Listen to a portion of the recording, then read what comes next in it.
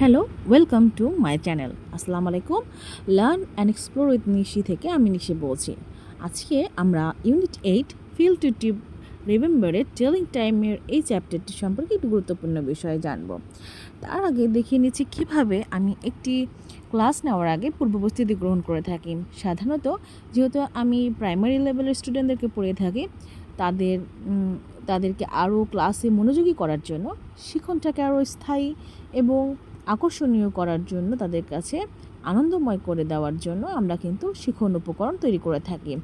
তো শিক্ষণ উপকরণ তৈরি করার যে প্রক্রিয়াটি সেটা কিছুটা কি বলে আমার কাছে খুব আনন্দদায়ক, কিন্তু একই সাথে এটি কিন্তু বেশ একটা ধৈর্যের কাজ। তো আমি এখানে যে চ্যাপ্টারটি পড়াবো সেই চ্যাপ্টারের যে সাথে সামঞ্জস্য রেখে এবং ওদের পাঠের যে পাঠ সংশ্লিষ্ট যে ছবি রয়েছে সেটির সাথে মিলে রেখে একটি উপকরণ তৈরি করে নিচ্ছিলাম। যেহেতু আমি ওদেরকে টাইম সম্পর্কে বলবো, তাই এখানে টাইমটি বলার জন্য আমি এখানে মানে ক্লক তৈরি করে নিচ্ছিলাম বা ঘড়ি তৈরি করে নিচ্ছিলাম।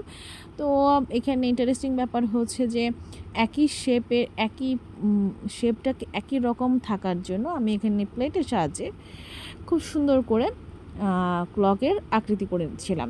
তো দেখতে দেখতেই আমার এটা তৈরি হয়ে গেল। এই যে দেখতে পাচ্ছেন আমি এখানে পরবর্তীতে আমার শিক্ষার্থীর জন্য ঘড়ি বানিয়ে ফেলবো। আসলে দেখতে যতটা সহজ মনে হচ্ছে, বিষয়গুলো প্রসেসিং বা প্রসিডিউরটা কিন্তু খুব একটা সহজ না এবং এটা বেশ সময় সাপেক্ষ ব্যাপার। তো অবশেষে কয়েকদিনের প্রচেষ্টার ফলে ফাইনালি কিন্তু আমার শিক্ষার্থীদের জন্য উপকরণটি তৈরি করা হয়ে গেল। তো এই উপকরণটি নিয়ে আজকে আমি আমার শিক্ষার্থীদেরকে এই চ্যাপ্টারটি পড়িয়েছি এবং দেখতেই পাচ্ছেন যে আসলে কতটা ঠান্ডা মাথায় এই কাজগুলো করতে হয়। তো অবশেষে ক্লাসে আমি আমার শিক্ষার্থীদের শেখাচ্ছিলাম যে আসলে কিভাবে আমরা ইংরেজিতে সময়গুলো বলবো। তো আসলে একটি পাঠের পূর্ব নিয়ম হচ্ছে, যখন আমরা একটি পাঠ দিব তার আগেই ওই সংশ্লিষ্ট ছবি দেখে তাদের পূর্বজ্ঞান যাচাই করে নেওয়া, যে তারা আসলে বিষয়টি জানে কিনা বা জানলেও কতটুকু জানে এবং সেই জানাটা সঠিক আছে কিনা। একজন শিক্ষকের দায়িত্ব হচ্ছে তাদের যে মনের অবস্থানটি রয়েছে, তাদের যে পূর্বজ্ঞান রয়েছে সেটিকে যাচাই করে নিয়ে পরবর্তী ক্লাসের জন্য নিজেকে প্রস্তুত করা। অর্থাৎ আমি শিক্ষার্থীদের যখন ঘড়িটা দেখাচ্ছিলাম, তারা কিন্তু মোটামুটিভাবে মানে বাংলায় টাইমটা বলতে পারছিল, যে ম্যাডাম এখানে 10:30 বাজে, এখানে 11:45 বাজে, ওরা বলতে পারছিল, কিন্তু ইংরেজিতে কি বলে সেটা ওরা আসলে সবটা বলতে পারছিল না। তো আমি এখানে ছবি দেখিয়ে ওদেরকে বলছিলাম যে যখন ঘড়ি কাঁটাটা 3-এর এখানে আসবে তখন আমরা বলবো 1/4 past। তো যখন এখানে 4-এর ঘরে আসবে তখন আমরা বলবো 20 past। তো আমি ওদেরকে বোঝাচ্ছিলাম যে একটা ঘড়ি যখন মাঝ বরাবর আসে, অর্থাৎ ঘড়িটা যখন একদম অর্ধেক হয়ে যায়, তখন কিন্তু আমরা এটাকে হাফ বলতে পারি। অর্থাৎ আমরা যখন বলি 10:30, 11:30, তার মানে কি তোমরা দেখবা যে এটা হাফ হয়ে গেছে, এটাকে হাফ পাস্ট বলবো। এটা জাস্ট মনে রাখার জন্য।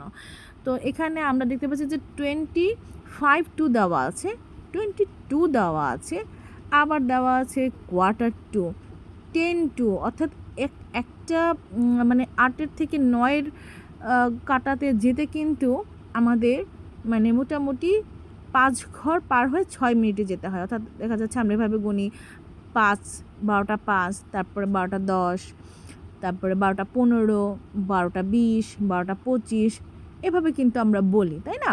ইংরেজিতে আমরা সেটা কিভাবে বলি সেটা আমি ওদেরকে ছবির মাধ্যমে বোঝাচ্ছিলাম। তো এখানে আরেকটা এক্সাম্পল আমি দিচ্ছিলাম, যেটা ওদের পাঠের ছিল, যে আমরা যখন 10:30 বাজবে তখন আমরা বলবো 10:30, যখন 10:15 বাজবে তখন আমরা বলবো 10:15, আবার যখন 10:45 বাজবে তখন কিন্তু আমরা বলবো 10:45। তো ওদেরকে আমি এক্সাম্পলটা দেখানোর পরে ওরা মোটামুটি কিছুটা বুঝতে পারলো। এরপর আমি ওদেরকে আরেকটা বিষয় বুঝিয়েছি যে কখন আমরা এম বলবো আর কখন পিএম বলবো। এম হচ্ছে যখন আমরা সকালে আসি, যেমন আমরা 9টার সময় স্কুলে এসেছি, তখন আমরা কী বলবো 9 AM। কেন বলবো? রাত 12টা থেকে পরের দিন 11:49 পর্যন্ত আমরা মানে বলবো এম, অর্থাৎ সকালে আমরা কিন্তু এম ব্যবহার করব।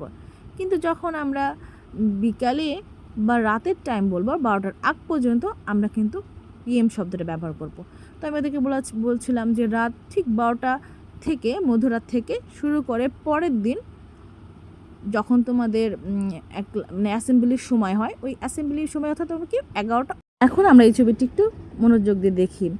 এখানে আমাদের ডান দিকে কিন্তু লাল মার্ক করা আছে। এখানে দেখো প্রত্যেকটা টাইমের পাশে 5 পাস 10 পাস দেওয়া আছে। কেন? ডান পাশটা হচ্ছে আমাদের পাস সাইড, এখানে সময়ের ঘন্টা অলরেডি পার হয়ে যায়।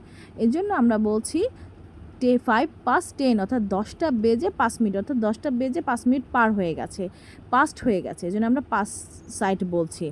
আর অপর দিকে যদি ঘড়ির বাম পাশে আমরা একটু দেখি, তাহলে আমরা টু ব্যবহার করছি, কারণ পরবর্তী ঘন্টা আসতে কত মিনিট বাকি তা বোঝানোর জন্য আমরা কিন্তু টু ব্যবহার করছি। যেমন আমরা বলছি 10 to 11 অর্থাৎ 11টা বাজতে 10 মিনিট বাকি। আমরা অনেক সময় বলি 1/4 to 11, 11টা বাজতে আরও 15 মিনিট বাকি। আর যখন একেবারে ঘড়িটা মাঝ বরাবর থাকবে হাফ পাস, তখন আমরা কিন্তু বলছি 10:30, 12:30 এভাবে কিন্তু আমরা বলছি।